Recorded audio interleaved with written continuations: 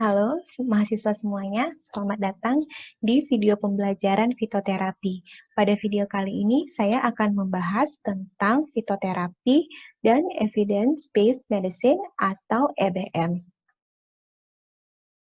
Dilihat dari perkembangannya dari masa ke masa, fitoterapi bisa dibagi menjadi dua, yaitu penggunaan secara tradisional dengan tujuan pengobatan holistik dan dengan adanya tuntutan zaman, maka fitoterapi sekarang berkembang dengan pembuktian secara saintifik, yaitu untuk memastikan bahwa efek terapi dan keamanan dari fitoterapi itu bersifat rasional.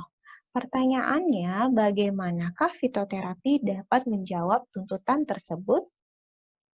Berdasarkan pustaka, dijelaskan bahwa perkembangan dari fitoterapi hingga menjadi EBM atau obat yang telah dibuktikan khasiatnya secara saintifik itu harus tetap memperhatikan sejarah dari penggunaan obat herbal itu sendiri dan cara penggunaannya secara tradisional. Kemudian, kalau kita bahas tentang aspek dari EBM, itu dapat dilihat dari 3 sudut pandang. Yang pertama itu adalah dari sudut pandang penelitian.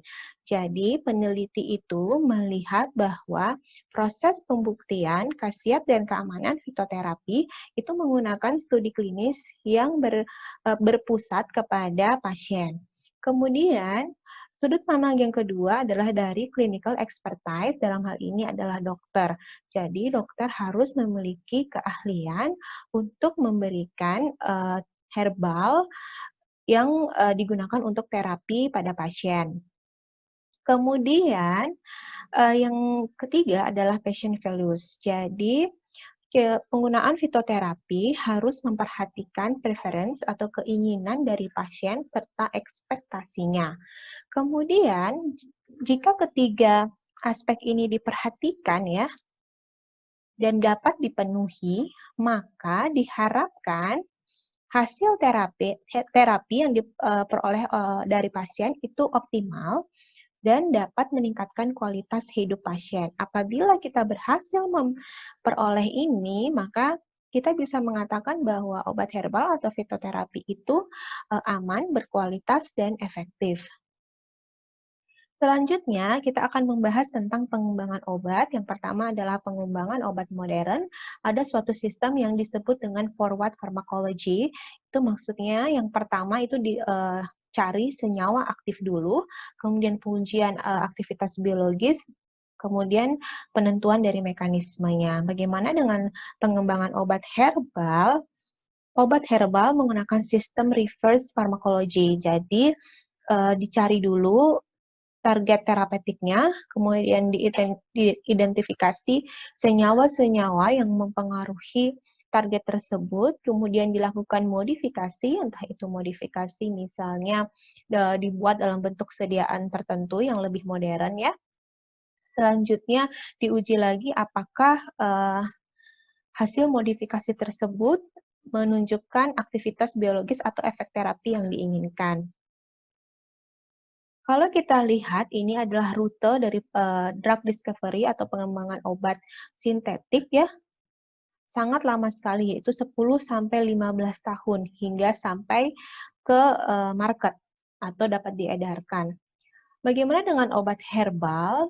Dengan adanya reverse pharmacology, waktu pengembangan obat herbal ini bisa ditekan atau diperpendek hingga 4 sampai 5 tahun.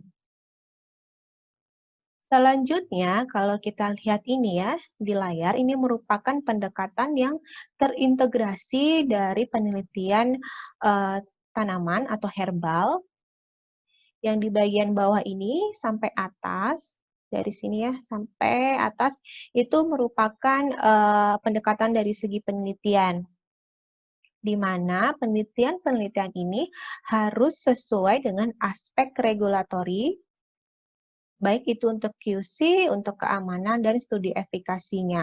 Penelitian apa saja? Penelitian untuk obat herbal itu biasanya dimulai dari studi etnofarmakologi.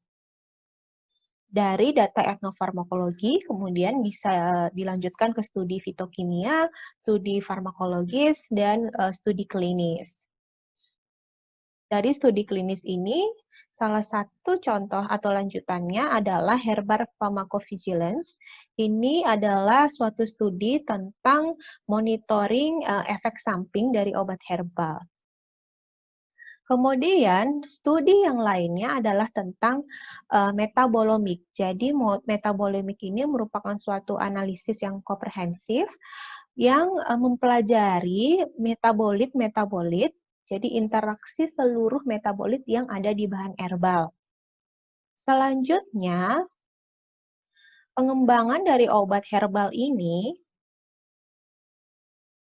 apabila ingin digunakan atau ingin diperluas penggunaannya hingga ke global ini ya, maka diperlukan kerjasama international cooperation antar negara. Jadi, yang tadinya hanya digunakan pada etnis tertentu, sekarang dengan adanya perkembangan dari pengetahuan, maka obat herbal tidak hanya digunakan oleh etnis tertentu atau suku tertentu saja, tapi bisa digunakan oleh masyarakat lain di dunia. Kemudian, kita lanjut, ini adalah contoh dari Ayurveda yang evidence based. Jadi yang lingkaran berwarna-warni ini merupakan istilah-istilah di obat modern ya. Sedangkan yang di kotak-kotak hitam itu adalah istilah yang ada pada Ayurveda. Jadi kalau kita lihat sebenarnya proses perkembangan obat dari dulu, dari tradisional dalam hal ini Ayurveda hingga sekarang yang modern itu sebenarnya sama. Hanya istilah-istilahnya saja yang beda.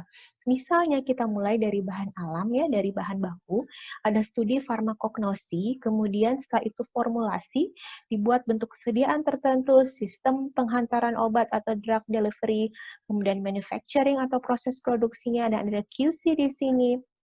Nah, untuk di Ayurveda itu juga ada seperti itu. Ada guidance-nya, ada aturan-aturannya. Namun istilahnya saja yang disebut Dravya, Guna, dan Vaishyaja, Kalpana, dan Rasastra. Begitu juga yang lain. Nah, kalau lihat tanda panah, ini merupakan arah dari perkembangan obat, mulai dari bahan baku, formulasi, ya, aspek farmasetika di sini, kemudian pengujian farmakologis dan toksisitasnya, kemudian masuk ke studi genetik atau molekular. Di sini sudah mulai penggunaan klinis untuk diagnosis dan patologisnya, serta pengujian klinis dan terapeutik. Kalau misalnya lolos di sini, maka dapat masuk ke market atau dapat diedarkan. Nah, sekarang bagaimana dengan obat herbal atau fitoterapi di Indonesia? Apakah sudah berbasis evidence based atau belum? Sebenarnya ada program pemerintah yang disebut dengan saintifikasi jamu. Untuk saintifikasi jamu ini akan saya jelaskan di video yang berbeda. Kemudian ya, ini adalah penggolongan derajat EBM. Ada 6 dari A sampai F, dari kuat hingga tidak ada bukti, di mana keenam kategori atau kelas ini itu diperoleh dari hasil pengujian klinis. Jadi ada kriteria-kriterianya ya, pengujian klinis tertentu sehingga nanti bisa masuk ke kelas A atau ke kelas B dan seterusnya.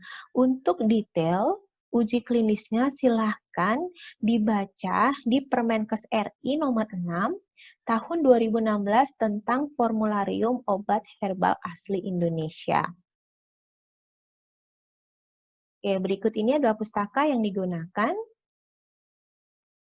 Dari penjelasan video ini, maka dapat disimpulkan bahwa evidence-based medicine itu perlu dilakukan untuk menjamin khasiat, keamanan, dan efektivitas penggunaan fitoterapi.